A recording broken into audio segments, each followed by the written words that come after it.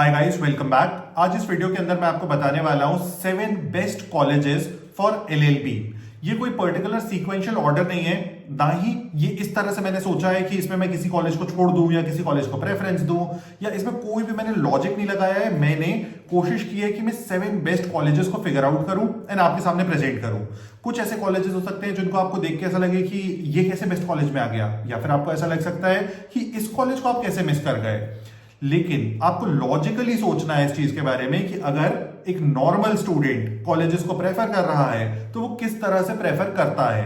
क्योंकि कुछ कॉलेजेस जो हैं वो बहुत ज्यादा महंगे होते हैं, जिसकी वजह से बहुत बड़ा चंक ऑफ क्राउड जो होता है वो उन्हें प्रेफर नहीं करता है, लेकिन वो कॉलेजेस अच्छे होते हैं। ठीक है, तो मैंने इसी तरह से इसी थॉट के साथ बहुत ही क्लियर विजन के साथ आपके लिए इस पूरी चीज को डेवलप किया है। मैं स्लाइड्स के थ्रू आपको प्रेजेंट करूंगा these 7 best law colleges in India for 3 years LLB। तो हम लोग स्टार्ट करते हैं with a video without wasting any time. तो सबसे पहले तो एक छोटी सी चीज बता देता हूं बिफोर गोइंग टू कॉलेजेस, कि जब हम लोग 3 years लॉ कॉलेजेस की बात करते हैं तो हमको सबसे बड़ा बेनिफिट क्या मिलता है around 3 years law program, and that is low competition. CLAT जो है वो ओवरली कॉम्पिटिटिव है, एनएलसैट बहुत ही लीस्ट क्लटर्ड एग्जाम है इंडिया का। अब तुम ये बोल सकते हो नंबर ऑफ सीट्स भी कम है, लेकिन कंपटीशन भी तो बहुत कम है। अब एनएलसैट के साथ हम लोग देखते हैं कि और भी बहुत सारे एग्जाम्स हैं जिनमें गुड नंबर ऑफ सीट्स हैं। तो यहाँ पे जो टोटल नंबर ऑफ एस्पिरेंट्स हैं and total number of seats हैं, उनका रेशियो बहुत ज्यादा अच्छा है in comparison to any other exam in India. तो फर्स्ट चीज तो हो गई लो कंपटीशन है। सेकंड, आपके पास करियर फ्लेक्सिबिलिटी होती है कि आप ऑलरेडी ग्रेजुएट हो और वहां से आपको बहुत सारे एक्सपीरियंसेस मिल जाते हैं कि आपको क्या करना है क्या नहीं करना है। बहुत ही clear vision, clear thought process के साथ इस पूरी चीज में एंटर कर पाते हो।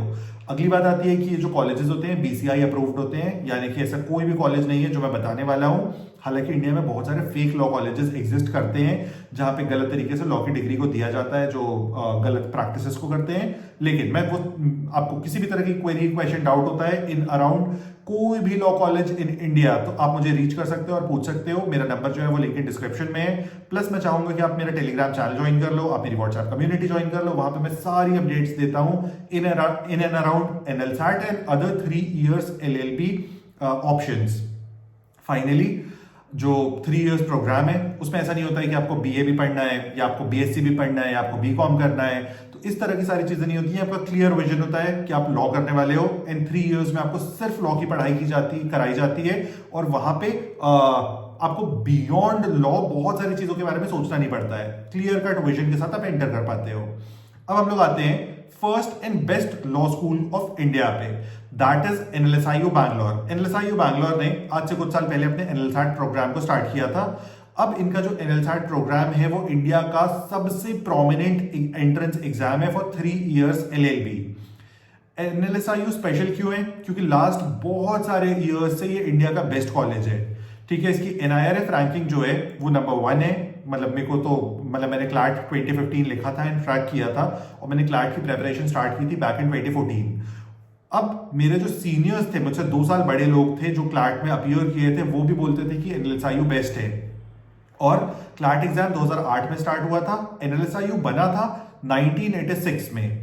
अब इंडिया का फर्स्ट लॉ स्कूल था जिसने अपने 5 years LLB प्रोग्राम को स्टार्ट किया था, और जिसका इंटेंट ये था कि वो सिर्फ लॉ की पढ़ाई कराना चाहता है। पहले तो ये कॉन्सेप्ट फॉलो होता था ना इंडिया में कि जो कोई कुछ नहीं करता है वो लॉयर बनता है। उस कॉन्सेप्ट को ब्रेक किया था एनएलएसआईयू बैंगलोर। अब 1986 से लेके आज तक इसका बहुत ही बड़ा एलुमनाई बेस बन चुका है। इसने इंडिया में जितनी भी अचीवमेंट होती है लॉ की फील्ड में, सारी की सारी अचीवमेंट्स को गेन कर लिया है। तो अब जो भी बच्चे इस कॉलेज में जाते हैं उनको बहुत ही मैसिव बेनिफिट्स मिलते हैं, और ये जो बेनिफिट्स हैं ये सबसे पहले तो मिलते हैं इन टर्म्स ऑफ प्लेसमेंट। तो यहाँ पे जो मीडियन पैकेज जाता है, एवरेज पैकेज जाता है, that is 16 lakhs per annum, which is very crazy. मतलब इनका जो बेस्ट पैकेज जाएगा वो अप्रोक्सीमेटली 40-45 जाता है। मतलब ऐसा नहीं है कि हर साल ही जाता है, चीजें फ्लक्चुएट होती हैं, लेकिन हमको एक एवरेज लेके चलना चाहिए कि जो बेस्ट जा रहा है और जो एक एवरेज जा रहा है, तो हम लोग को एवरेज के हिसाब से देखना चाहिए। हमको अपने आप को एवरेज कैटेगरी में रख लेना चाहिए।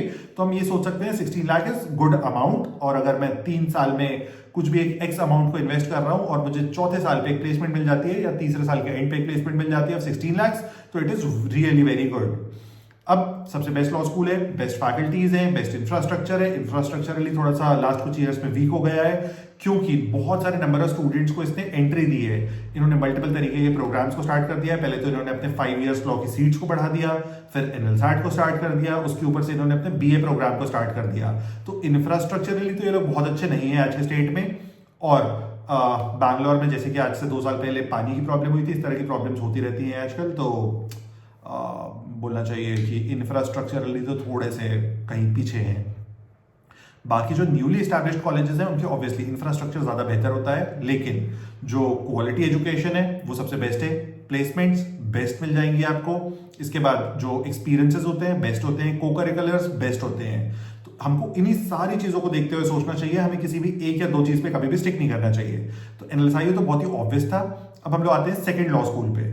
Second law school is Delhi university का बहुत बड़ा एल्यूमिनाई बेस रहा है और इंडिया के बहुत सारे प्रोमिनेंट जस्टिसेस इस दिल्ली यूनिवर्सिटी के कैंपस से पढ़े हैं। और अगर आप इस चीज का व्लॉग देखना चाहते हो, एक्सपीरियंस करना चाहते हो, तो आप आई बटन को क्लिक करके वीडियो देख सकते हो, या फिर मैंने लिंक डिस्क्रिप्शन डाल दिया, आप उसको टैप करके भी देख सकते हो।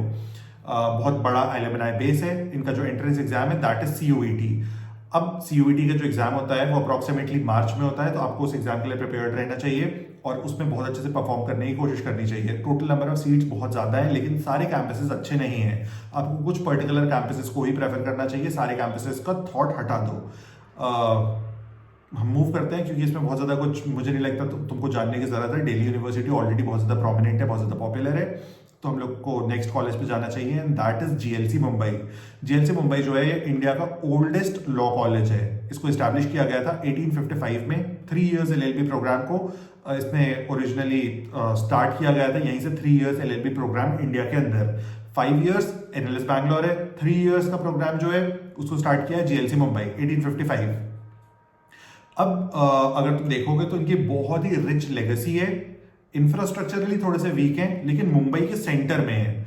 इनकी जो प्लेसमेंट्स होती हैं वो बहुत ही ज्यादा अच्छी होती हैं, बहुत ही बेस्ट प्लेसमेंट्स यहाँ से मिली हैं ओवर द इयर्स। आप इस कॉलेज को प्रेफर कर सकते हो। और इसके लिए जो एंट्रेंस एग्जाम होता है दैट इज MHCET। MHCET का जो एग्जाम होता है वो भी अप्रोक्सीमेटली जून जुलाई में होता है, तो आपके पास बहुत सारा टाइम है to prepare for MHCET exam. और MHCET का जो ओवरऑल सिलेबस है वो मैं एक दूसरे वीडियो के अंदर एक्सप्लेन करने वाला हूँ।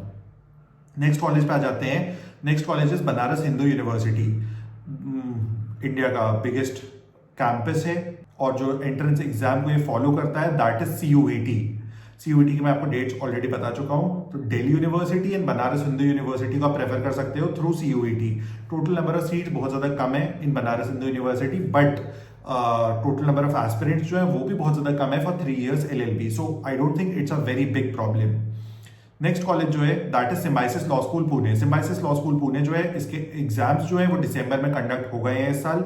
जब आप इस वीडियो को देख रहे होगे तब तक वो एग्जाम्स कंडक्ट हो चुके हैं।